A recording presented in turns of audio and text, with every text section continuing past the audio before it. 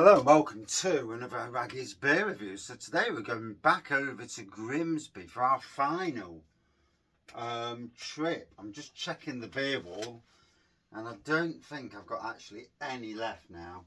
I think I've reviewed all the Docks beers that I bought. So yeah, quite the end to the journey. Visited in March, drank a load of beers while I was there. Had some amazing barrel-aged Impy Stouts. And yeah, so this is the final one. Always emotional when you get to the end of a journey.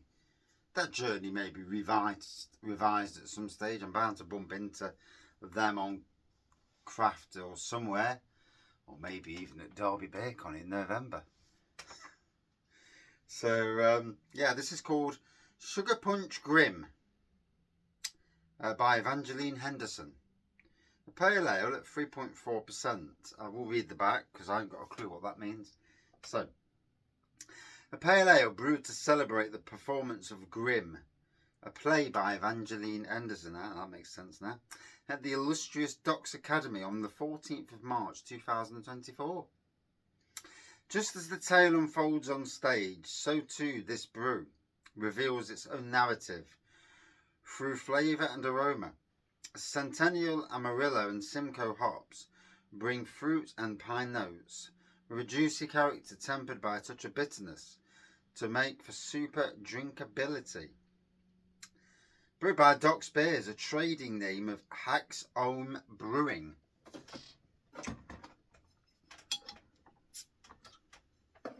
So, let's dive in.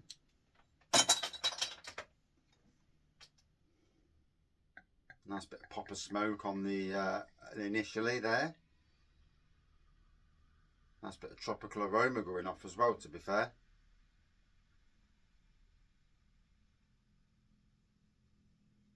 There we go. Quite the straw colour pour on there with a white head. Sporadic carbonation, slightly hazy. Yeah.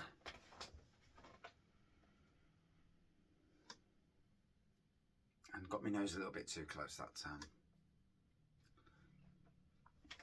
So the wife's out tonight, and I'm not supposed to be giving her a lift, but I'm on standby just in case our friend Lisa has to go home early for any reasons of not being well.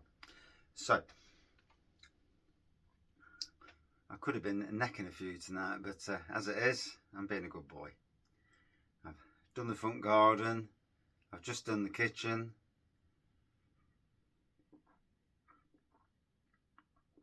And that's after a day at work and 2 gardens. Sucker for punishment. I just don't sit down. I am going to go up the house and sit down in a minute. Put a Marvel film on. And do a bit of social media. Catch up. And then chill out and wait. Wait for the inevitable phone call or the inevitable walk through the door. As you do.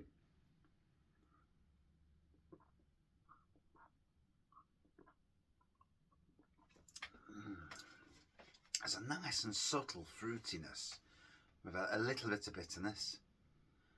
Pleasant is the word. It's alright. You see people spout on about it's got the 25% stone fruit with a rather slowly lingering back end. It's like, just say it as it is. You don't have to go too far, because the majority of people don't give a flying monkeys what we know, as long as you're saying a little bit of what it is. And maybe sometimes if something comes in, I've read the review sites where they do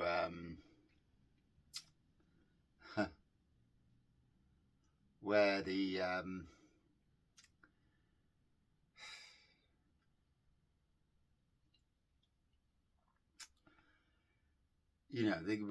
they go on about what they find in beers, and it's like, bloody hell. If all that was in the beer, then, that is amazing. And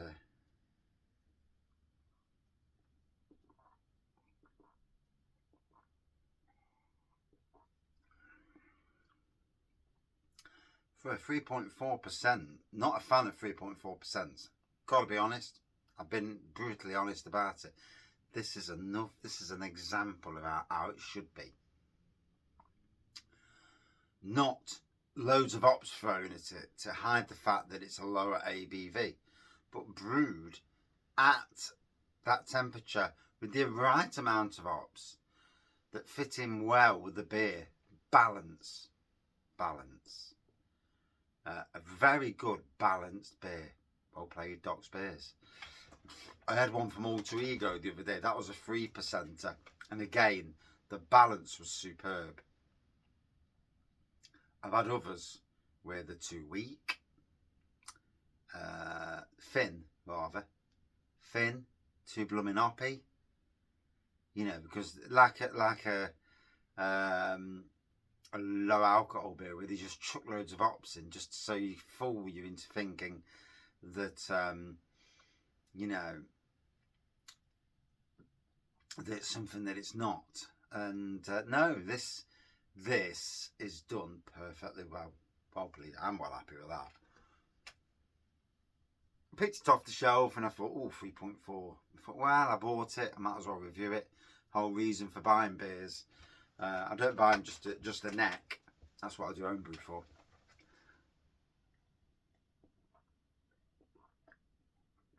Although I'm sure that cherry impy last night, the lactose in it is really, really playing me up today. Don't think I'm lactose intolerant. I just think it gives me severe wind. Unless it's just the homebrew. Maybe I've been doing a bit too much homebrew. And yeah, the yeast and all the other things. For that Pato Banton, bubbling hot. Certainly bubbling. But you didn't need to know that. Slight tangent there, Tangent Avenue. So I've just done the front garden and need to do some pruning, weeding, tying back, mowing, edging off, trim the paths, blow the paths. Looks good now.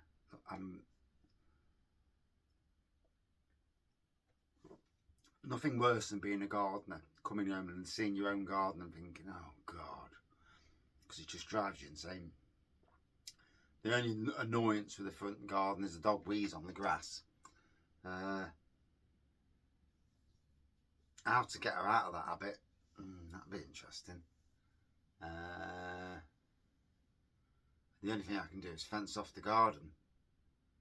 But she loves to rub her head on the grass. You know, she's that type of dog. So I don't want her to lose that, you know, that bit of enjoyment, as it were. Now it's much more hazier, and that I assume is the right colour. I think the first initial bit was where it's settled in the bottle. Doesn't say anything about it being bottle conditioned, so I think I'm right there. I think that is the intended colour, like a light hazy orange. It is Doc's Beers after all, so they're more of a craft beer brewery than modern traditional.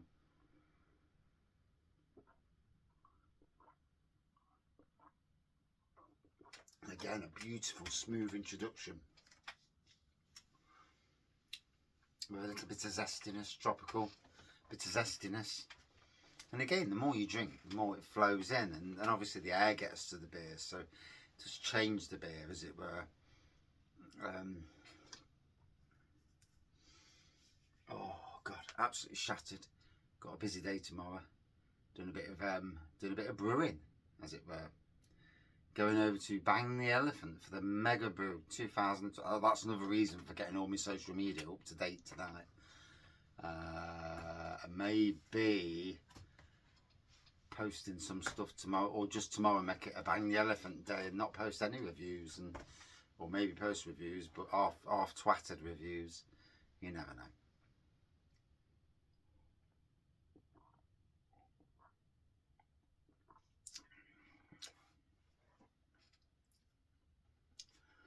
I would take a bottle of my cherry Imperial Stout, but I've already drank it now. So yeah, cracked it open last night. You know, a celebration. There's a celebration of me being good. Yeah. God knows where all the other bottles went. I reckon someone's been in my shed drinking my beer. Because my supplies have whittled away at some rate. It's funny, but the ones that I'm not overly keen on are the ones I've got loads of. So they'll be getting hammered at some stage. It is what it is. I just need to remember to keep a couple of bottles of each for the holiday in September. But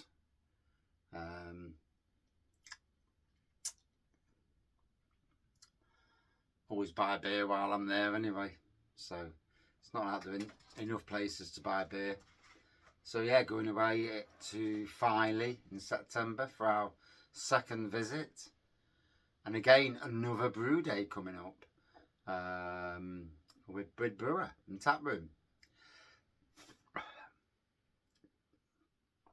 Cracking nano brewer, really pushing about that. Our class his beers as modern traditional. Some good beers amongst them. Can't wait to have them on cask and keg rather than just in bottle. I feel that bottle's okay, but to get the best, cask is always king. Getting that flavour coming through. And I dare say I'll rattle through a few beers while I'm there.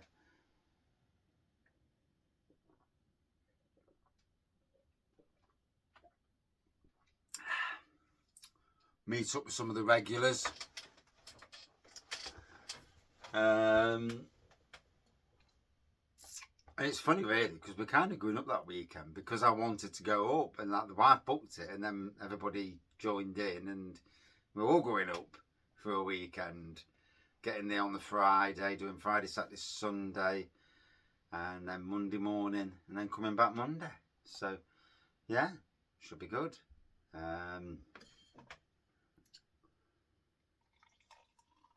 So it might well be have a bit of bottle conditioning actually.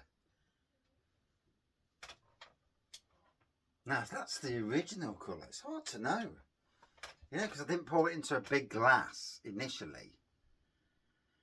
And obviously in a full glass, it may well have been that colour.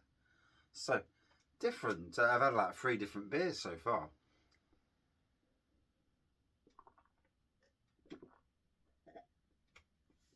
I've had a slightly hazy mod tread, to a orangey craft beer, to a yellowy beer. But in essence, another great beer from Doc's Beers. Thoroughly enjoyed this brewery when we went to the tap room.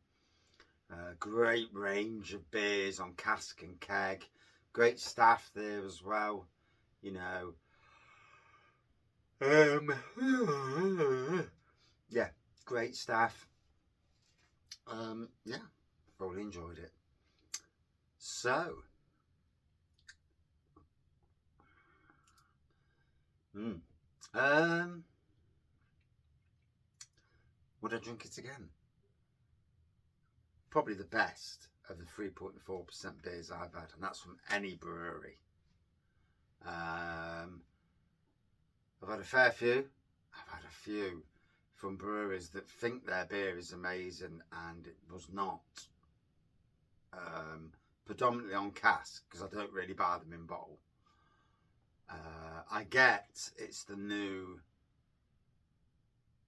ABV for beers, you know, beers are coming down to that. Will it lower consumption? Absolutely bloody not. No, because people will just buy another beer. So what people that would buy 3-4%ers are now buying 3.4%ers. So in essence, it's not going to do a single thing. I don't think so anyway. But hey, the government, the Conservative government, this was,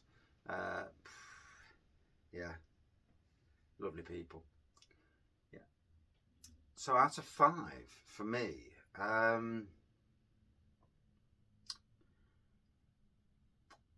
Like I say, I think it's the best of the 3.4% beers I've had. I've had a local one that's part of a core range, and I wasn't impressed whatsoever.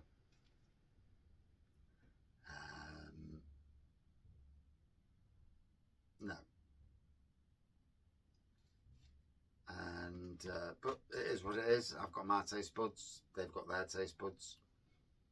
You know, I suppose somebody's going to like it somewhere along the line. But if you force a beer on people enough, they are going to like it at some stage. If you lower the price down, someone's going to give it a punt. Maybe. At 5, yeah, a good 4.2 out of 5 for me. Scores don't really matter, but I enjoyed it, and that's all that matters, really. Thank you for watching. Now I'm going to go up the arse and chill. Cheers.